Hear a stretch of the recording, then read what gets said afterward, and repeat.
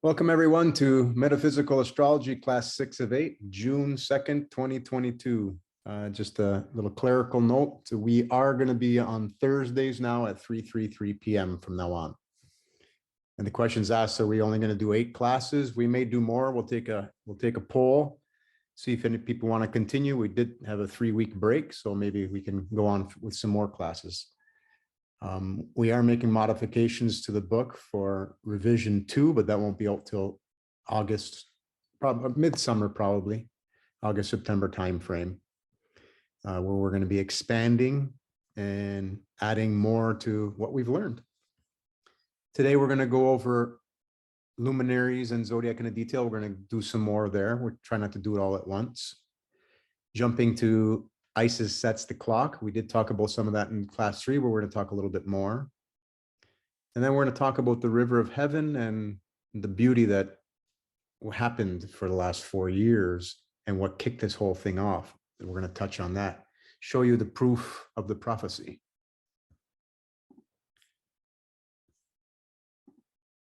So I'm going to start off with signs because it's guidance over consensus. You really have to use guidance versus what people have been teaching because there's so much that's missing, like the midheaven that we'll talk about. So I'm going to give some, I don't want to make this about me, but I want to at least show people what can happen to them and what to watch for. And when you have this knowing that this does exist, it will happen to you and you'll see more signs. So during our travels, the grackle, this is a grackle. He would land on our side view mirror of our motorhome and he would look up. But his head would spin around like an owl while he's pointing straight up. And that got me to learn about the midheaven and communications. Now you might say, well, he's staring at himself in the mirror. Well, he jumps on top of the mirror and does the same thing, looks straight up. And then I go take a look, and then there's a luminary in exact alignment of the midheaven. You have to have your exact location, at least the city, because the midheaven changes very quickly. What luminaries go by it, for that matter. They trained me to look up. And the one time Eris, Isis, Madonna, whatever you want to call her, was exactly aligned with the midheaven. So I went outside, grabbed my waz stick, sat outside, stated intentions. It's a clear sky. One little black cloud comes by and rains on me for about 30 seconds, and a mist. So that's the mother. Remember, water, spilling of water is divine feminine. The grackle has come several times to tell me to look up. And more often than not, it was Isis, Juno, or the black moon. So it's a connection. It's an actual connection with the midheaven. There's a reason why we track that point. The breadcrumbs are there for us. We pulled into one park and we're setting up. And there's this bee, a queen bee. It's about 3 inches long, about 3/4 inch in diameter. This thing was like a floating cigar. She was beautiful. And she's flying all around us while we're setting up. And we got to this one park. We're inside and Kathy's lying down on her couch. I'm lying down on mine. And this bee is bouncing off the screen near her head, just wanting to get in.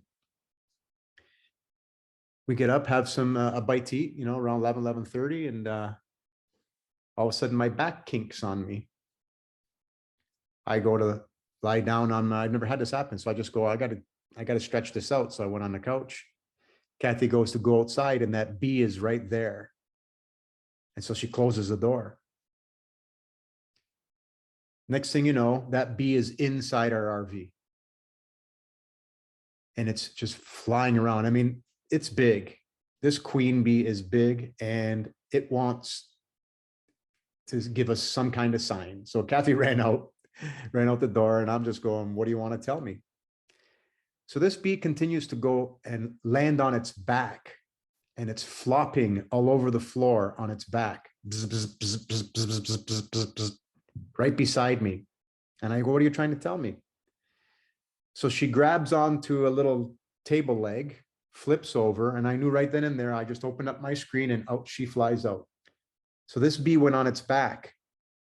That little kink that I had turned into a major kink, and I was on my back for 3 days. Of course, I go look to see at that exact time, which happened at 12:30, Isis, Eris, Madonna, she was aligned with the midheaven. She brought herself in our RV as a queen bee and then told me I'm going to be on my back. And I spent 3 days in bed on my back. So this is the type of thing that you can expect. That midheaven is an important communication. So if you want to ask for guidance, go out there, grab an app. When she's aligned with the midheaven, what happens every day, everything goes by every day, you can have a communication. That's the best time for prayer. Vultures, the black vultures were following us around everywhere. It's so cool. But as we're leaving and heading north, their shadows, okay, because they would always fly really close to the RV. They'd be so high up in the air you can't see them. They put their shadow in front of the RV as I'm driving. I mean, that's the beautiful stuff that the black moon will do. Because the vulture is very deep spiritual, and the vulture is one of the two heads that come out of the Egyptians. You got a snake, the cobra, and you got a vulture. So it's pretty wild. You also may have heard me say that I'm predicting a cleanse for me and or my daughter on her birthday. So the night before her birthday, we were home, and I prayed very, very hard, very, very hard to my mom and my dad, saying, I want it to be me. I want it to be me. I want to be the mother that comes and saves her kids. So I want it to, if anything's going to happen, I want it to happen to me. And then I started my cleanse. So I'm on record on Facebook, on texts too, and even family members down in Florida telling them that something might happen to either one of us. Well, it was quite the cleanse. The vibrations felt in my body. They were zaps. They were energies. It's like I was pacing the floors. Did not like the feeling. Anyway, so doing all that praying, nothing happened with my daughter and it happened to me. But the next day, this picture in my camera roll comes to the front. This is my mom and dad from Christmas 1999. This picture shows up at the front of my roll. It redated the date to May 21st, 60,455. So now no matter what pictures I take, this will always be my latest picture. So this is how they responded to me when I prayed to them all night long to let it be me, let me to be cleansed. This picture comes up to the front with that date on it. So these are the type of things you guys can expect. I mean, just watch for the signs because they're beautiful. I'm going to ask for a volunteer. Anybody want to volunteer to read? I'll be just reading where the boxes are of each luminary. There's going to be 6 of them we're going to go over today. Anybody want to donate their voice? Marion? Awesome. Thank you. So I'll preface what's in the book, and then we'll go from there. So we're going to continue on luminaries and zodiac in detail. We're going to talk Mars and Jupiter. So next we have Mars, the red-shifted luminary. She can really light up situations, especially the divine feminine, like Venus, Juno, and Eris. You know, that Venus-Mars thing. Well, yeah, it's absolutely. If you notice, Mars has an arrow like Eris. We talked about that in the last meeting, right? The reddish hue to the luminary Mars implies more of a physical fire, physical cleanses. Because she's red shifted, that means you'll feel it more magnetism, more outward amplitude, right? The force and motion, like Ken teaches. Know that in the physical aspect, karma, is delivered by all that is in your life. We keep saying that over and over again. You are your own judge. Your actions create your world. And that's where Jupiter comes in, because we're going to be talking about Jupiter as well. Jupiter is there to remind you to steer your stars with love, with spiritual laws. The world is yours, all of it. Everyone and everything else is your guidance. Remember, all these images or personifications are qualities of light. We must remember their meaning. They are not idols. They are your qualities reflecting back to you through light you can see and that which you cannot see. So that's the preface to these two. So Marion, if you want to read away what you see here for Mars. Sure. Mars is the shape of seeds, shape of manifestations, how your manifestations shape up. Mars will light up your chart and that organ, vibration, chakra. Keep them clean or Mars will do it for you. Keep an eye on Hygeia during Mars transits. These are your cleanses of not good vibrations you've allowed into your being. Okay, and we're going to move on to Jupiter now. Jupiter represents abundance of lessons of astrologos, astrology, the principle of expansion and revelation of spiritual laws, the keeper of the 42 spiritual laws of Isis. Thank you. So as you can see, Jupiter, law, expansive laws, and Mars will always light a fire with whatever luminary is at play to do the cleaning. That's why it's redshifted. Okay, we'll move on to next. We're going to do Chiron and Icarus. Chiron, the wounded healer, holds the key to the bridge, and Icarus about your wings. So next we have Chiron, the wounded healer, who holds the key to the spiritual bridge to give you your wings. But be careful, as the story of Icarus is one where he uses his newly heightened manifestation abilities for material desires. Flying too close to the sun, burns and loses his wings. So Chiron will give you the key, and then you'll get your wings. That's Icarus, but you got to be really careful in what you do. So in other words, you start to get all these spiritual enlightenments. You get to start seeing all these things. You can see them before they happen. What are you going to do? Go play the lottery? No. What are you going to do? Use it as a dating tool? No. Right. So we are all about to get our wings, every one of us. Currently faster than normal because we are upon a Phoenix rising.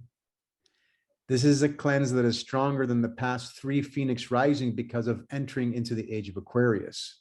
You will note that the age of Aquarius starts at the cusp of Pisces, Aquarius, where there is a 5 on the 60 repeating golden ratio series numbers. This is a star quality number. If you remember, when we went through the circle of 60, the cusp of each zodiac sign is a 5. And 5s mean 3 golden ratio triangles. It's the 3, 6, 9. It's the star qualities. So this is a very, very inducing with love cusp, and we're going upon it. Hence, we're getting this Christ consciousness, this Brahman, this enlightenment. Just got to let it in. So this is a star quality number. Use your experiences to learn to heal others, and you will get the key to your wings. Remember, this is about a mother coming back to save her son to become Arahant. It can't be just your journey, just your path. You have to act like her to become Arahant and help heal others. Orion, canst thou lead forth the Mazzaroth through the ages? That's Job 38:32. So it's in there.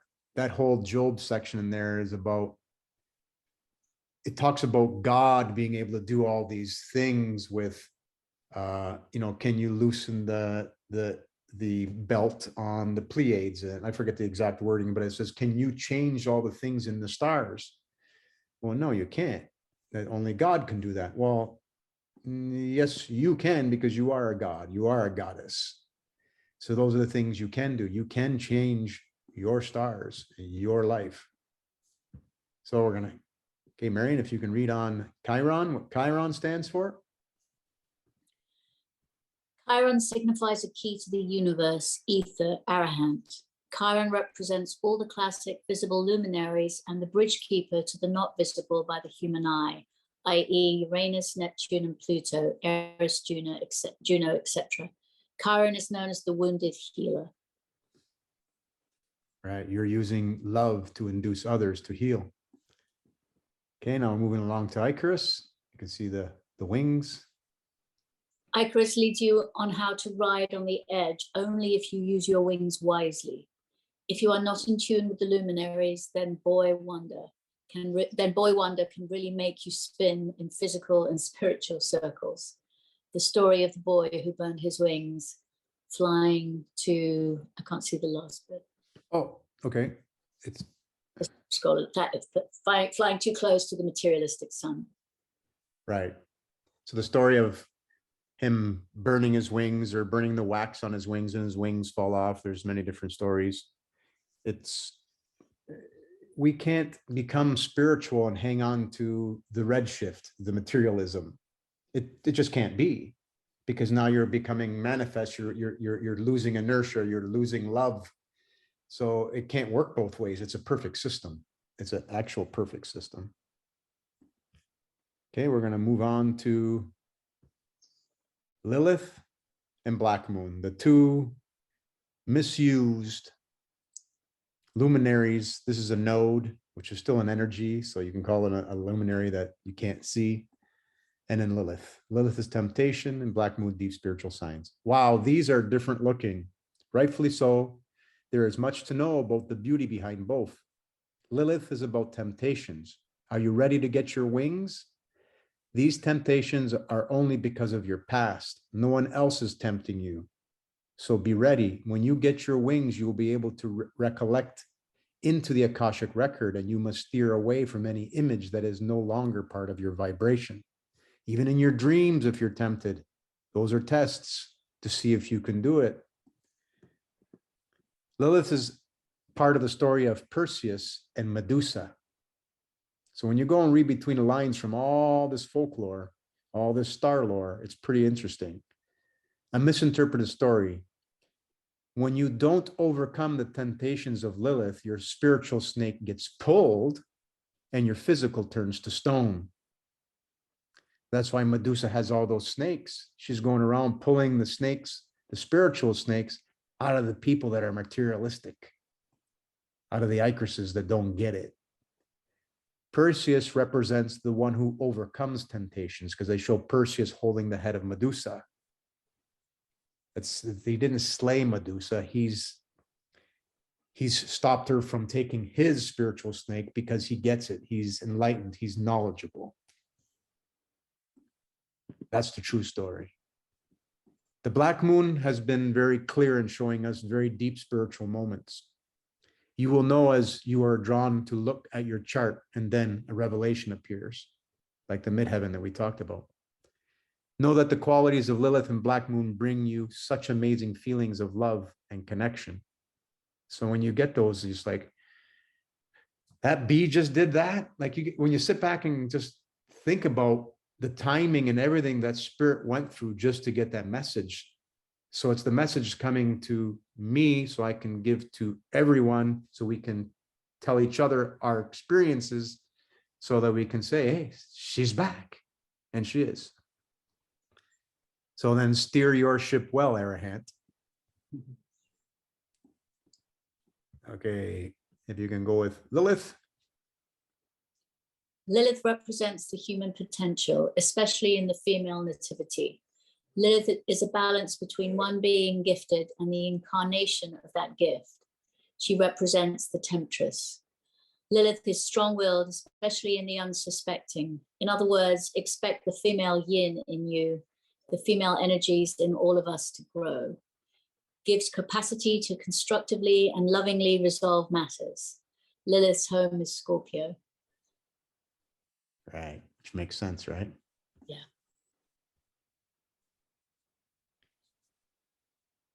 Black Moon Aries node represents the spiritual you that teaches you how to recognize the state of Arahant, deep spiritual signs and knowings. She strives for the absolute and will help you get there knowingly or unknowingly. Right. So that feeling of, wow, did that synchronicity just happen? That's Black Moon. That's the feeling of Black Moon that you will get. Any questions? No one? Okay, perfect. So we did touch on briefly some of the Isis sets the clock. Okay, the mother of all mothers. We talked about a sidereal year theory versus fact, and we proved to you that she does set the clock with simple math. So we do have some information from the book on Isis sets the clock. So for the astrology physics community, we are about to present the exact math to find the return of the Holy Grail. But first know that not only does she mark the ages, which we proved by 558, but she also marks two very important events per year.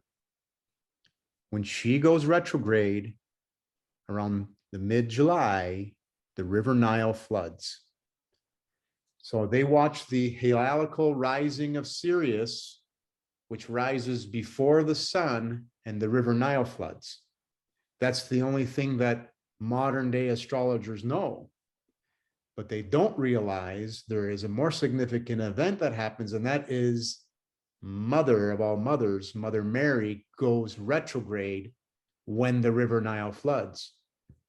So I'll pull in this little image here.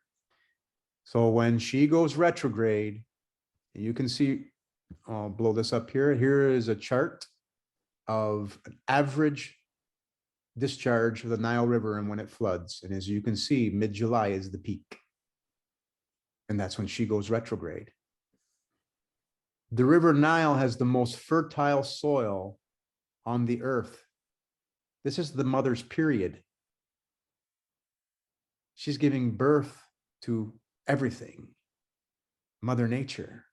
It's incredible. It's as above, so below, as within, so without. It's absolutely incredible. When she goes direct, she marks the new year of January the 11th. And remember, when you remove the 10 days added by the Vatican in 1582, you get January the 1st. So she goes direct on the real January the 1st. This is when we're supposed to be giving our New Year's resolution to the mother. What are you going to do differently? Because while she went retrograde, you're supposed to learn all your lessons, and now you got to walk the walk, talk the talk. And that's what that means. So every year,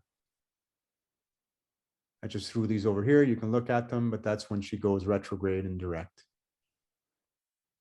You can see July 20th was in 2018, July 20th in 2019, and then you can see January 11th, January 10th, all around that same time frame. She marks the calendar, she marks Mother Nature, she marks the ages. This is the Holy Grail that everyone's looking for. Remember, the Vatican owns the largest telescopes in the world so they can find when she returned. And as we talked last time, they did find her, right? The story of Isis coming out from the underworld because she becomes visible. So a little bit more.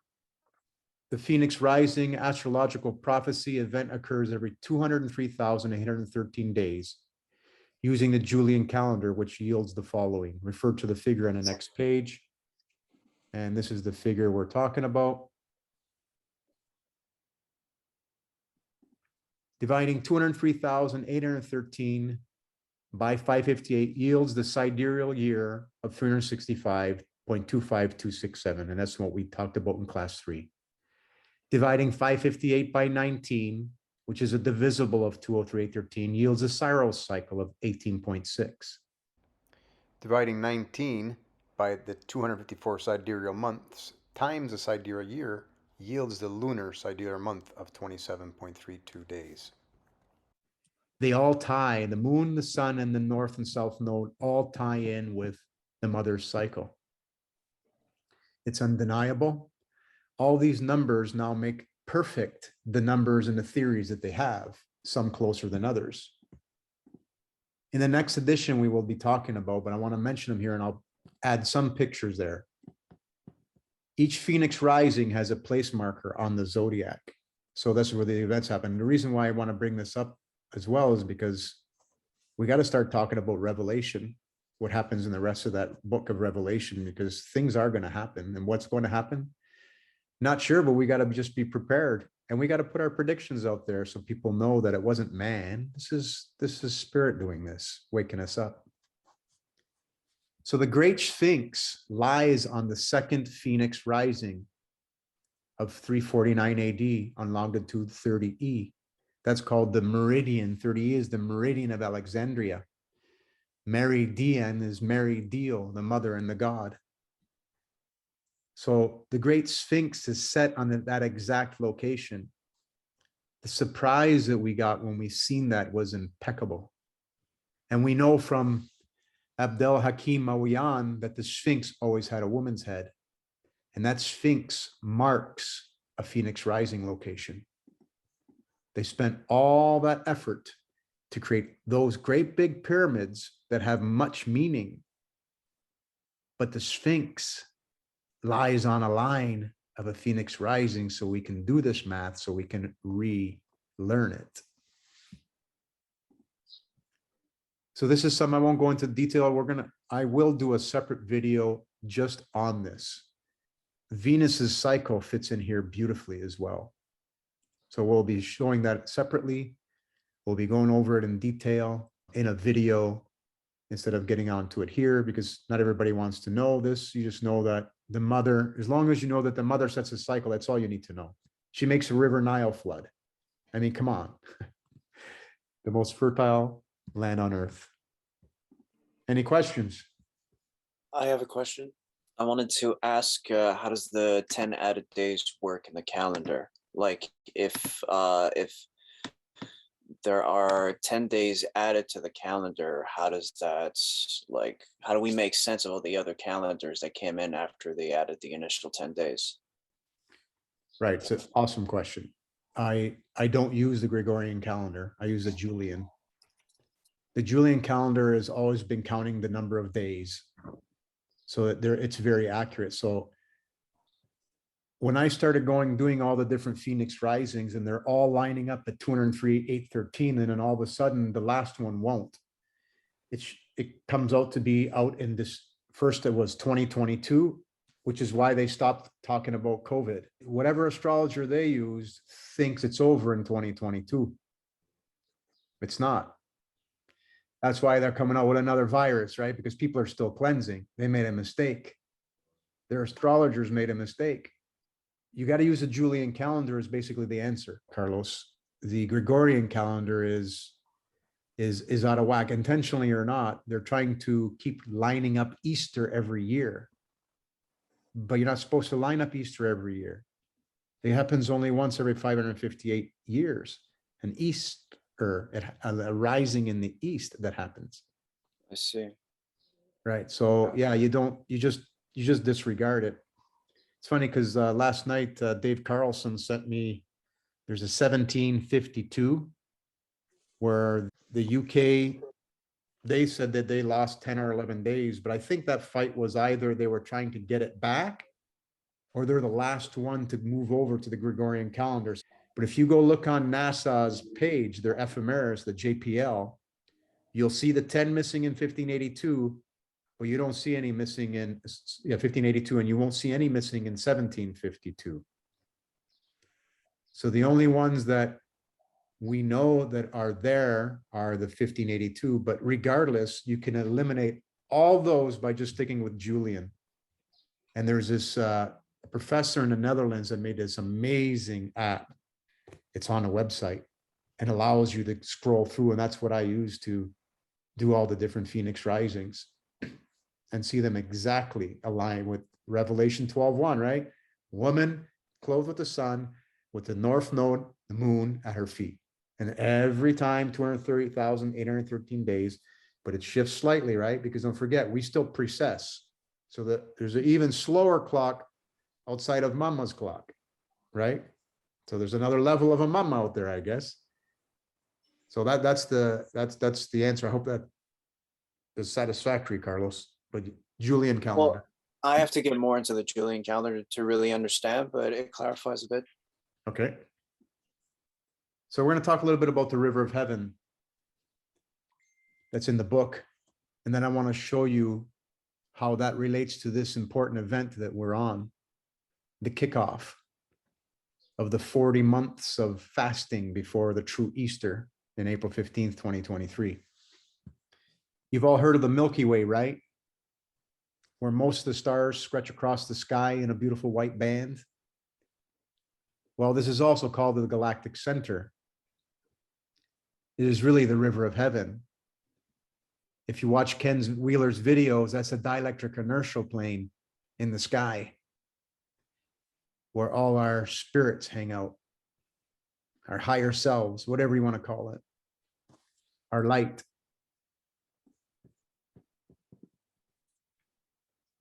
Where the Akashic records of all life past, there's a typo, where all the Akashic records of all life's past, present, and future are kept. Look at the image universal key. How can a circle wrapped with the golden ratio 60 repeating numbers show the river of heaven? Right? That's where the 369 is at. And the Great Pyramids are on that 360th, 18 degrees. So the river of heaven lines within here, this area. Okay, 030339. The Egyptians painted the ground for us to look up to the sky. So now I'm going to give you a download. You've heard me talk bits and pieces, but I just want to show it and discuss it because it's timely now. And it's about the event that happened. But first, show you that I always thought that the first time I put record of this event was on December the 2nd, when we published a video on YouTube saying that we're going to be going through some cleanses. All right. It was a Pluto Saturn galactic center alignment that was happening on January 12th, 2020. Right. And I want to talk about who's there at this alignment, which is on the river of heaven. Okay. So we talked and we showed how Eris is coming in and out of our head for the first time. And back then I said in over 500 years, I didn't have the exact 558 yet. But on my daughter's birthday, so here's another thing that happened, Marion. On my daughter's birthday, May 15th, 2019, I published it on Facebook. When this memory came up, it was like a complete, like, wow. So we knew in May of 2019 and published this on Facebook that we're going to be going through a Corona chakra cleanse. You can see by the images that that's what's meant. And the kickoff was the Pluto-Saturn conjunction on the river of heaven on January 12th, 2020. So this is an image that was used to create part of that video. Okay, so it's on the river of heaven where our Akashic record is, where all the vibrations of what you've done, good and not good, are kept. It's in the waters. It's not a place up in the sky. It's everywhere. Every atom, everything has the memory of what you've done. And these alignments here, we're going to talk about today. Look at these alignments, these beautiful alignments on the MC for this location. I picked this, it was Connecticut, happening at the same time. Now, look who's there: the Sun, Ceres, Saturn, Pluto, and Mercury. All right, so this was the great conjunction, January 12th, 2020. and this is on a video that we did, on which we published on December the 2nd, that we're going to be going through something. So here's who's at the party. This alignment on the river of heaven, which means it's on the white band. It's very powerful. You can see it's close to the cusp of Capricorn Sagittarius, which is the river of heaven, the Milky Way. Who do we have? You, right? You. We have Sarah as the harvester. Let me try to make this all show up here. Sarah is the harvester. Saturn, father time, right? Showtime. Pluto, regeneration. Anubis. And Mercury, the Akashic record holder. What happens to people during this Phoenix rising? How many people have passed? How many people have cleansed? Well, look who's there at the party. Ceres, the harvester. Mercury, the Akashic record keeper. Pluto, the one that holds your hand. This is who was meeting on the river of heaven, people. It's the weighing of the heart ceremony. The sun, you, Pluto, regeneration. Ceres, the harvester, the one that eats your heart. This is Ceres. And Mercury, the Akashic record holder.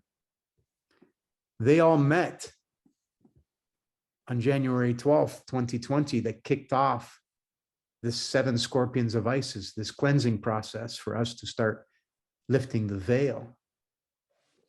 This is what happened on the river of heaven, the dielectric inertial plane, that white band. Like this is the beauty.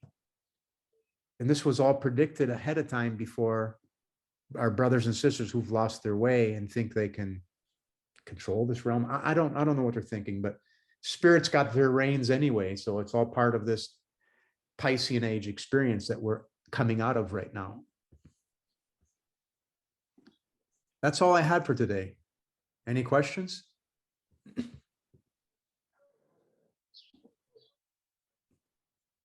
Just had a thought when you said about they thinking they can control it or something. It seems to me, Claudia, that what I feel about what's happening on the world stage and the sort of the ones who we call the main players or the controllers, some people like to call them, I feel like so they're definitely reading what's going on up there, and they're trying to get a jump on it. So that's what they're trying to do, right? They're trying to get a jump on it so that it appears that they're leading the way. But like you said, it doesn't work that way. Oh, that's the beautiful part. It's about getting a jump on that. It's about understanding that that is about pure love, and that is about supporting you.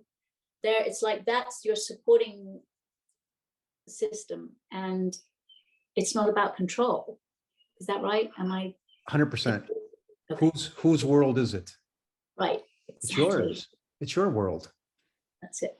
If you want to manifest that somebody else controls your world, you will get that.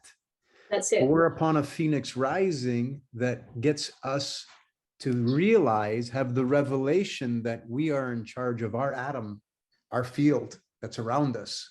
And everything that comes into its view is now ours, giving us our wings to make it all beautiful around us. That's it. Right. So what's happening on the world stage, most people want to say that it's them trying to control us. What I see now more and more is that it's them trying to control what they think is controlling them. Right. And, right. To get the upper hand, but it's to be the puppeteer, but it's not about that. Right. They're soon going to realize that they don't hold, they hold their own strings. Yes. They can control their own world, but we get reeled in. It's like, no, time to get induced with love. You're going to get some mama love now. And then you start realizing, oh my God, okay, I can have everything that I want without having to have anybody do anything for me. Mother Nature provides. It's the path of least resistance. Once you realize that this is all for your benefit and no one's against you, it's just saying, I Right. I surrender to Right.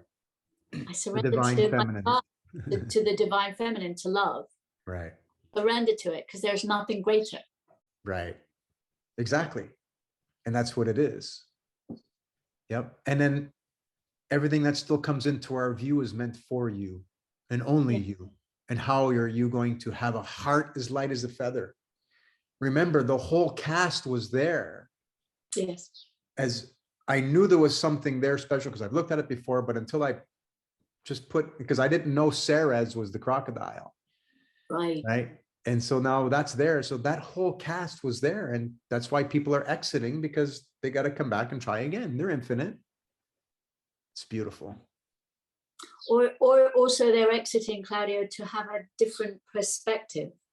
So they just need to go away for a minute to be there, to look down Yes. and say, oh, okay, I remember.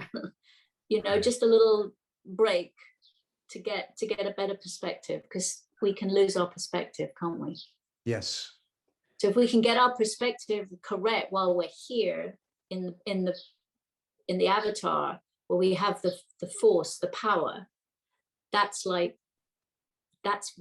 big win, isn't it? Really, that we don't have to lose our body, lose our mind, to go back to see it again. Oh, okay, now come on, you're going to remember it next time around. No, some of us are going to get it this time. Yep. Yeah, exactly. Exactly.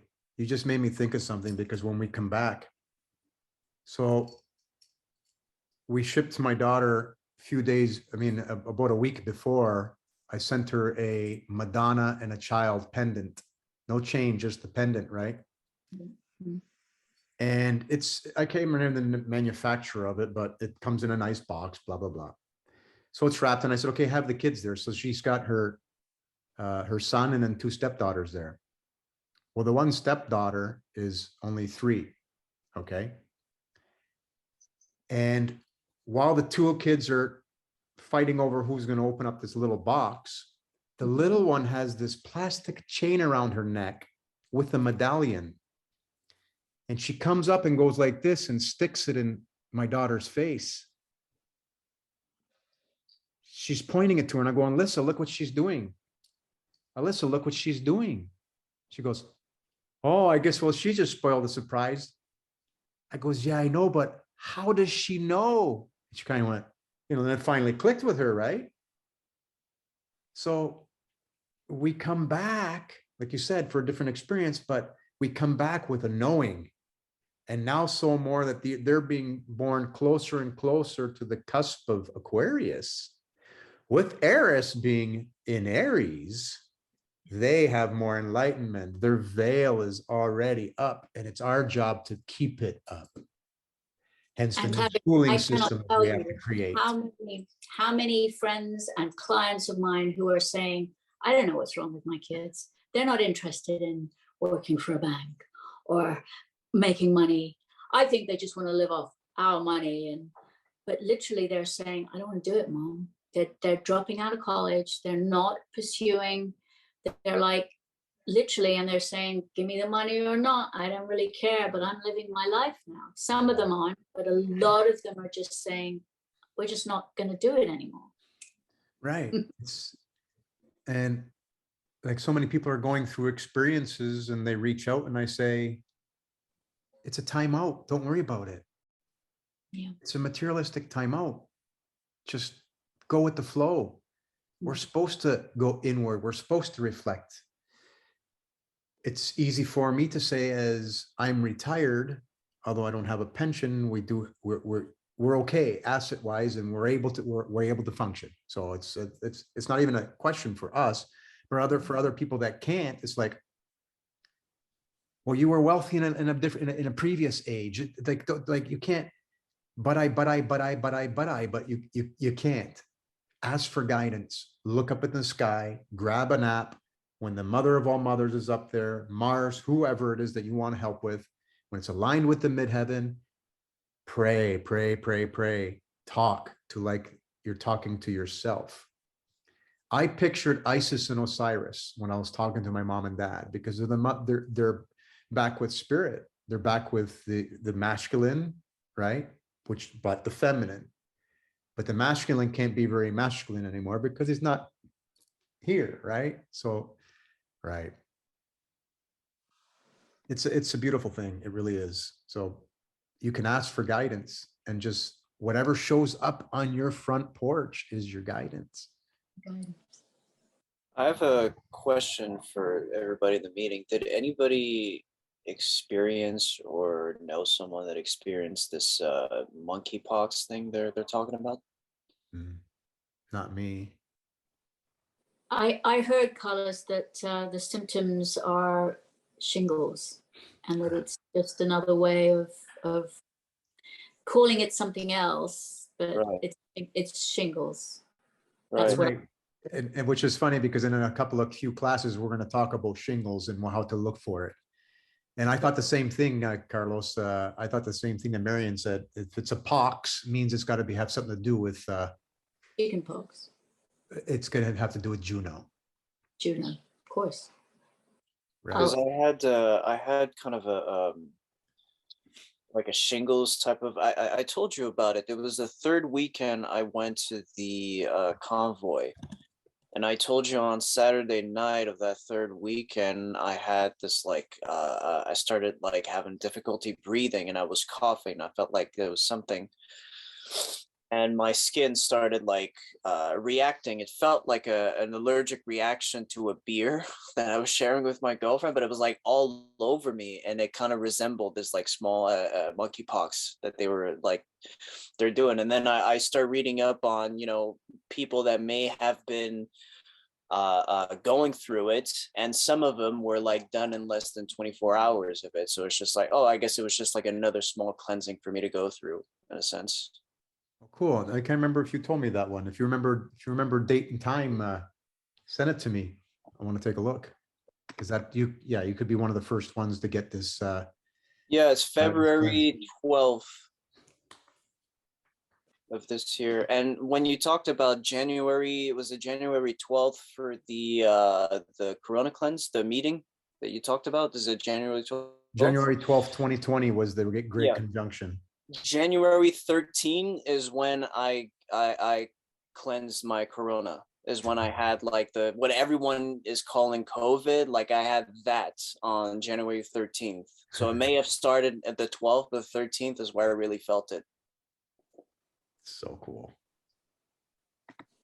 Okay, so I have one spot on my body. It's like a chicken pox. And I think, if I remember correctly, when I was 7 or 6, when I got chicken pox as a child, that was the first spot that came up. And about 6 months ago, it flared up again, and it didn't leave. And it's literally made a mark on my body. And it was like shingles. It was like a chicken pox, but a really bad one that wouldn't go. And it's right in the middle here. It kept getting irritated. I'm pretty sure that's what it is. It must be on some spot on my body where there's a weakness, and it's kind of actually at my stomach, the top of my stomach, which is, as you told me, Claudio, cancer, the stomach. Yep. I think. Yeah. So Carlos, I just want to finish doing Carlos's. Is February 12th, you said? Yes. February 12th this year, and you were in Ottawa? Yeah, and it was around 11:30 at night, probably. 11:30 in the morning? Night. 11:30 at night, okay. And it was just a 24-hour thing? It wasn't even 24 hours. It was way quicker than that. It was maybe 2 to 3 hours before it was gone. But it scared my girlfriend. She was looking at me like, what's going on? I was turning into like the lizard man.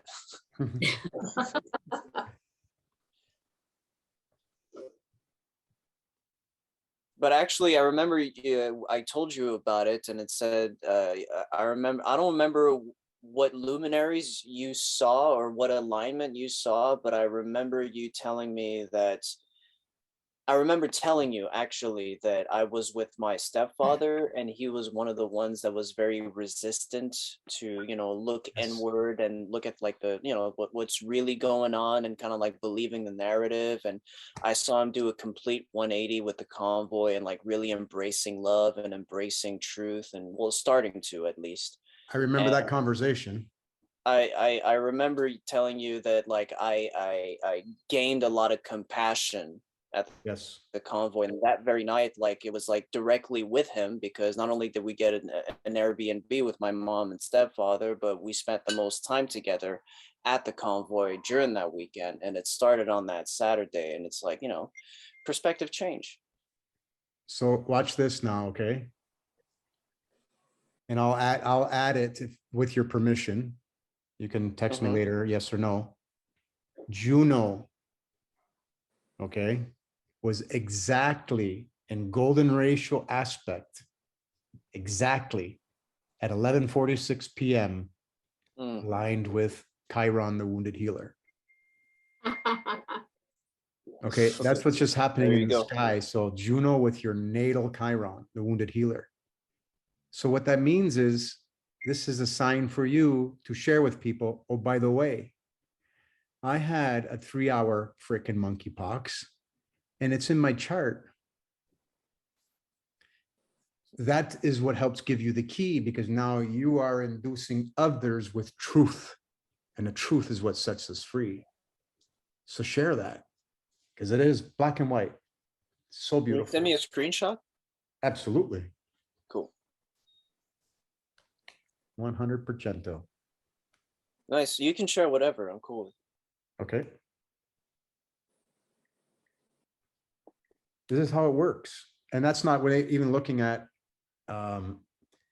your natal aspects of Juno within Juno. So Juno might be and Chiron to look to see what other things can be at play and what sign they're in to look for different, deeper messages if we needed to, which I don't think we do at this point, because that was the whole thing was beautiful, that whole episode that you experienced.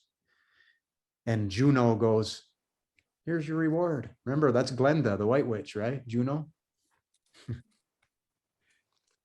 Okay. Anybody else got anything? Questions?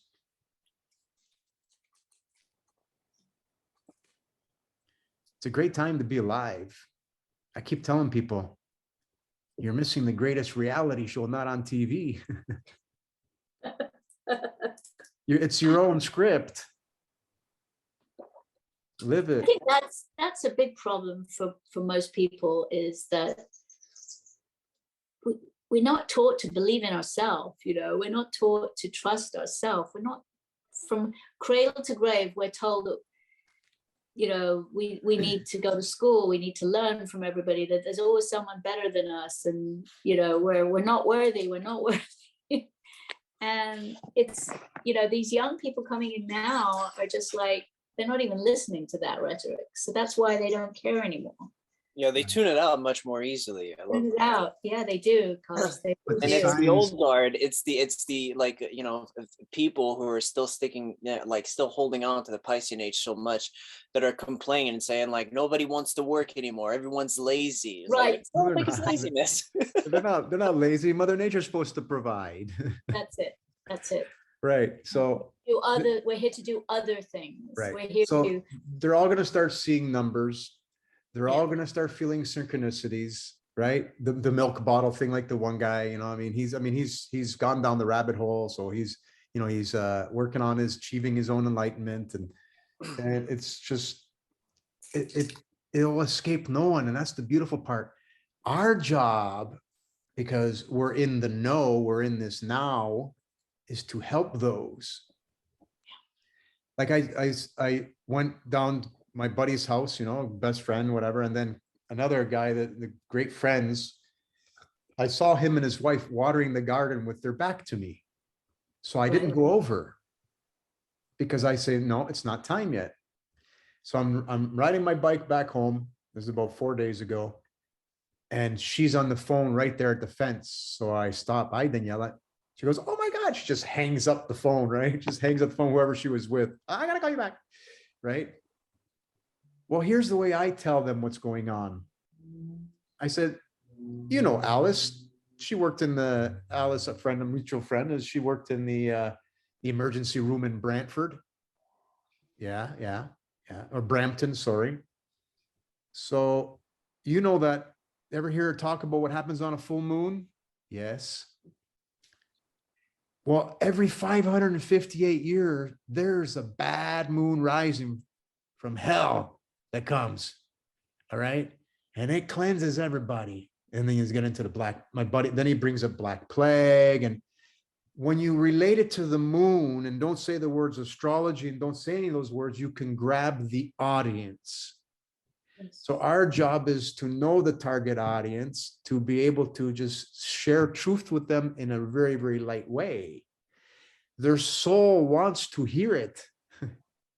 They don't know it yet, but their soul wants you to hear it. So, and it's a test for you. When they start going, if the door opens up, that's what the cockroach teaches. If there's a small crack, you can get through. So anyway, it's I just started to share that it's our job to help. It really is. When you get into a point where I can't help others right now, I got to help me first. There's nothing wrong with that. But if you show up at your door, you got to think about it. And I think that's the perfect way to go forward, Claudio, is, you know, you live your life, you're in communion with the people you're in communion with, and every chance you get, the situation will set itself up because Mama sets it up for us.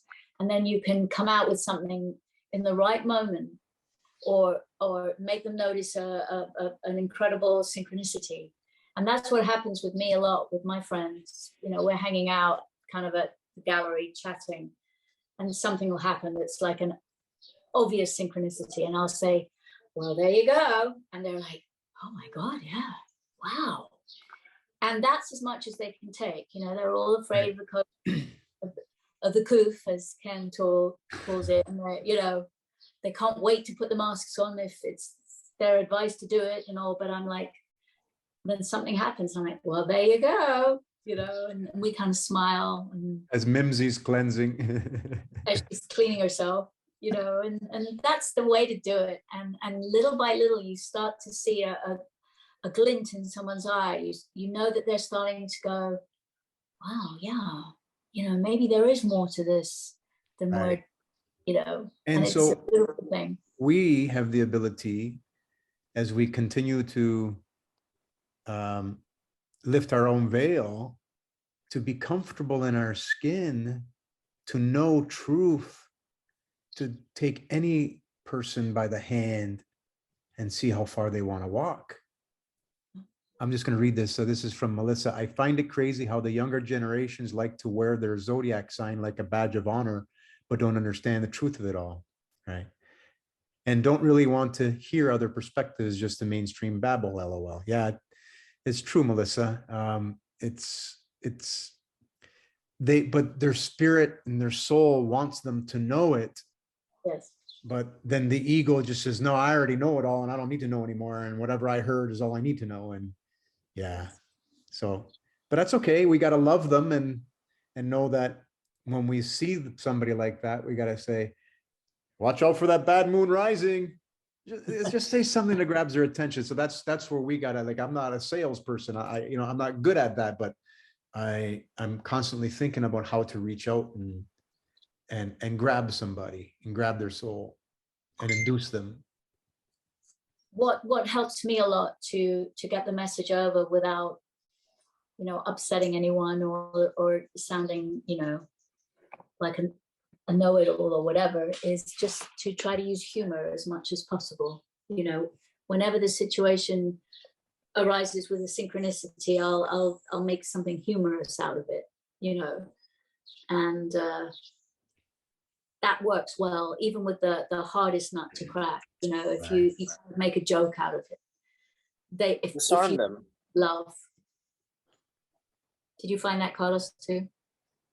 Yeah, totally. I mean, it's always when you don't take something seriously, you disarm whatever situation. Like Yeah. whoever, believes is your enemy comes up to you. If you respond in anger, like you're playing their game. So if you just instead kind of make a mockery out of the whole thing, they don't know how to react.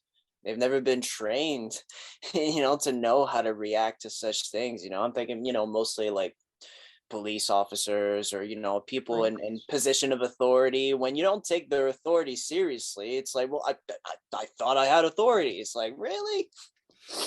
my Exactly. my my daughter, the oldest one, who was a little monkey, would always, if I asked her to do something or tell her off, she'd turn around and shake her little bum at me, do this. Right. And it would always disarm me. Or if I was angry, she'd do a little wiggle. And I actually did that the other day. I remembered that she did it. And there was this person who was being rather obnoxious and, whatever. And I just turned around and I did a little wiggle and everyone burst out laughing, and it completely disarmed this person and it just changed the whole vibe, and it was perfect. Well, one of the best ways to raise in consciousness is to laugh. Yes, no doubt. No doubt. I mean, think about it. If you can laugh in most situations, you're comfortable in your own skin. I mean, when you know you're infinite and we know what's happening and we know where we're going and we know the outcome, sure, some of the gray area in between we don't know, but at the end of the day, it doesn't matter. It's not about any of that. And that's the key, Become, though, you just keep your Gabriel. bravery. You keep your bravery, right? Sorry, go ahead. You can't be afraid once you know. And this is what we're all, for me, I feel that that's what I'm striving for, is to know with every single cell in my body and mind that I am infinite, and that everything that's happening, especially the bad stuff, doesn't matter. And that's the hardest thing. And that's why I do have a heart for other people who are not even at that point where that's what they understand that they have to strive for, and exactly. It's hard, it's hard to keep reminding yourself you're infinite. Doesn't matter. Even the bad stuff here, it doesn't matter. It's not going to get you. There's no boogeyman. You're going to be fine. We just got to learn from them. That's all. Just learn from them. Why are they presenting themselves to me? That's it. That's it. You are infinite. You're calling the shots here. It's so hard to get our heads around it because we've been so conditioned from birth to believe we're not worthy of that. That's the program. Believing you're not worthy, believing you're not enough. That's the program. That's the traumas that you're carrying that makes you think that life is supposed to be hard and you're supposed to be a victim.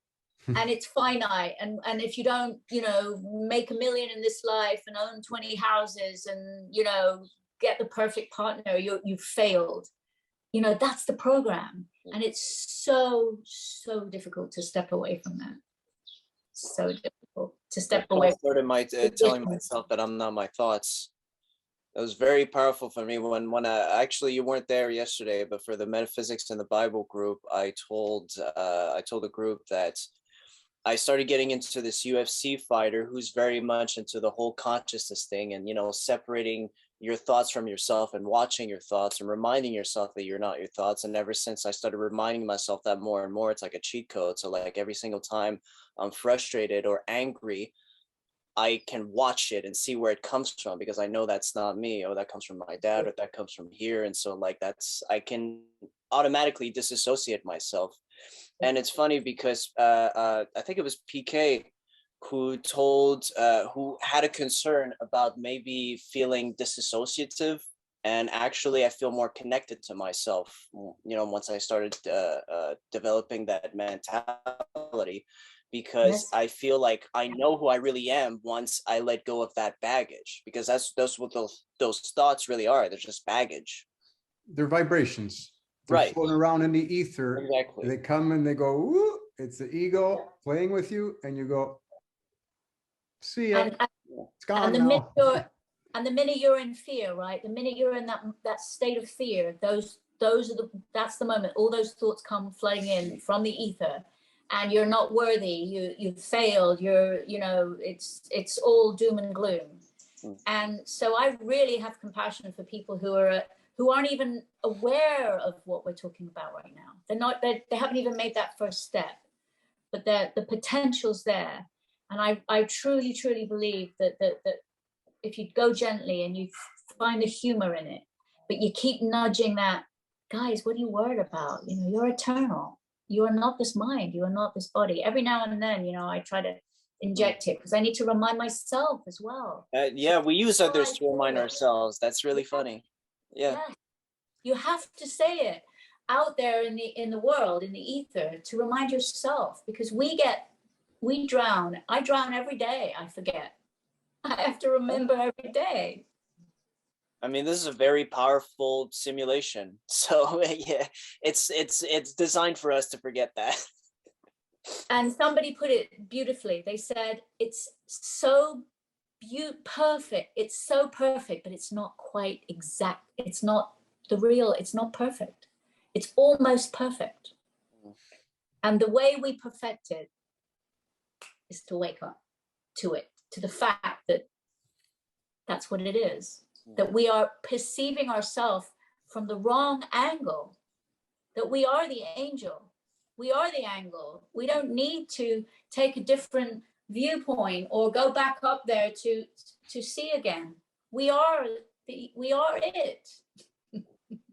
Yeah, but like Claudio said, well, actually Ken saying it, but Claudio brought it back yesterday, is that we are the signal, not the radio. So it's like, if the radio is broke, the signal doesn't go away. It's still there. It's kind of like playing a video game. I also like talking about cheat codes. I also compared it to a video game. When I'm playing a video game, I don't believe I'm the character. I'm the dude controlling the character. Exactly. So that's kind of like how I'm seeing life now. So it's like, oh, okay, this is just a vessel. So whatever vibrations I'm coming towards, it's like I can experience it, but I can also observe it outside of myself. So it's just helping me, make that difference more and more. You're the controller outside the game, controlling yourself in the game. Yeah. So whatever button you press, it's just going to do it in the game. Yeah. But we have to just keep remembering that we're actually outside of the game, and that we are the control, the ultimate controller, and we can do what we want when we want. We can exit when we want. We can stop when we want. We can go when we want. But as Claudio always says, and this is the saving grace. If you do any of this stuff with love, you can't go wrong. True. We are made of pure love in loss of inertia, loss of love. And the only way is to come back to home. So when we got the joystick, that's what they think they have the joystick, and they can steer their way. Oh no, I don't have to go to pure love. No, I don't. Well, they can't. It's the beautiful system we're in. That's the precession. The precession takes you out all on its own. It's a perfect system. The perfect system. It's fail safe. You cannot fail.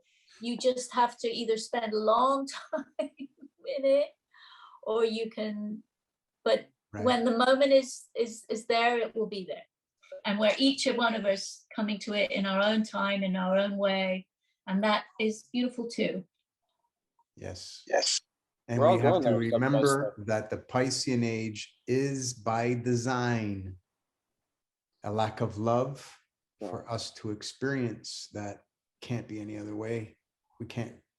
We wouldn't be able to survive. The system wouldn't exist, but it's an oxymoron because the system is, so it cannot not exist. It's just, it is, it's infinite. It's pure. It's love. It's freaking amazing. It's amazing. Great time to be alive, man. It's just, it's freaking awesome.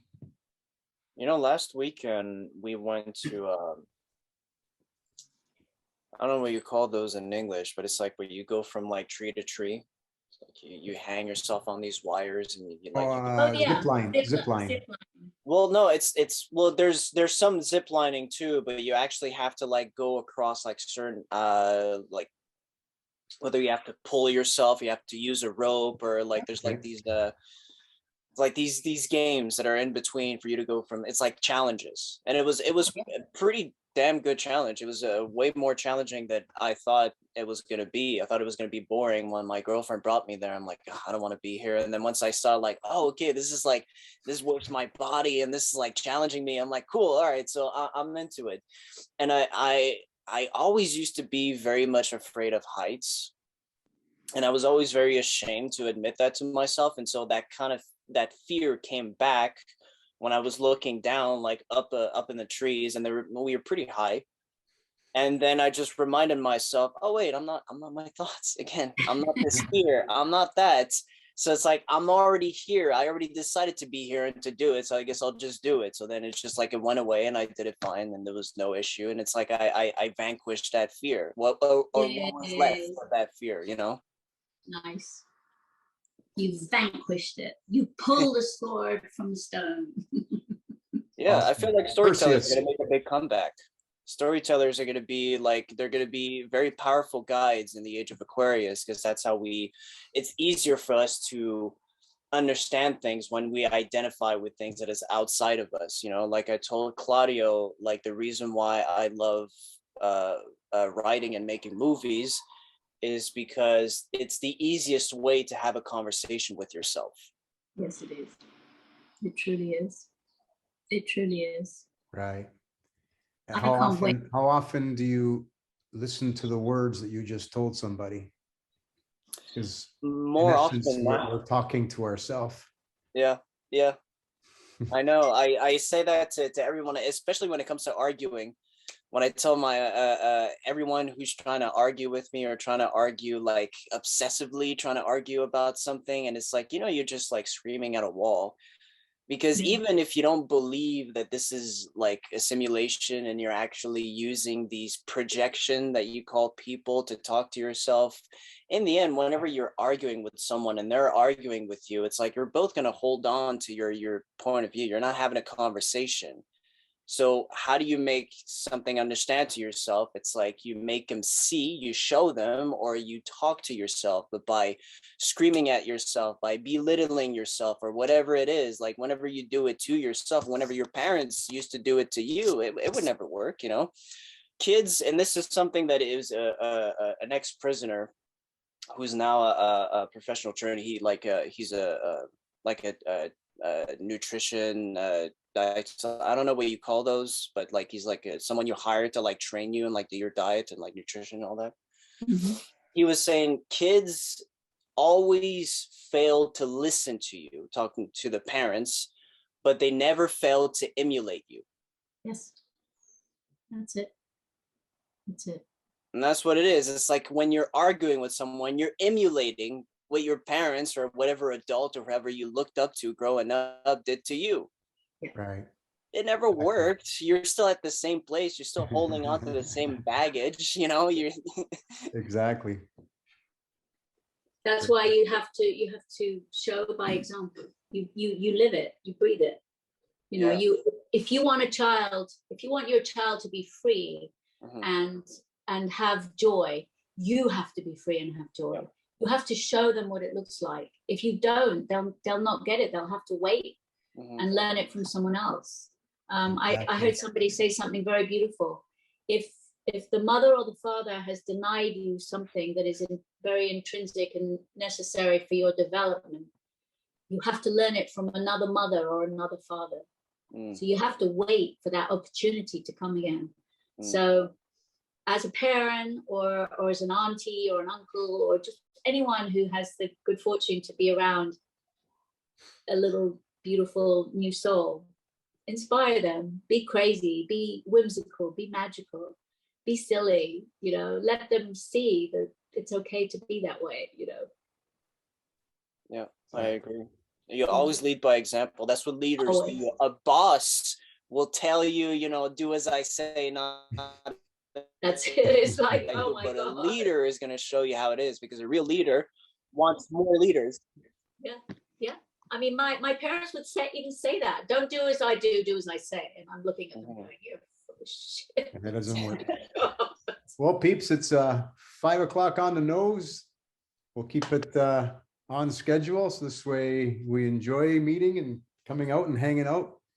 Thank Lovely. you so much Thank for you. all your comments and your presence, and glad Beautiful. we're here sharing this space together. It's invigorating and beautiful. Every day we keep trying, taking one little step further. We're climbing Tearing that Jacob's ladder. Absolutely. one rung at a time, sometimes maybe 2 or 3, if we're lucky. Well, what's hardest is not going up, but it's like letting your foot off the one at the bottom. That's letting go. That's the thing that's hard. That's the truth, Carlos. Truth. Much love and respect, everyone. Much love, guys. Thank you so much. Thank you, Claudio. Have a great week. Thank you. See you next week. Love you all. Thanks, Verna. Lovely. Love you all. Take care. Ciao, ciao. Ciao, ciao.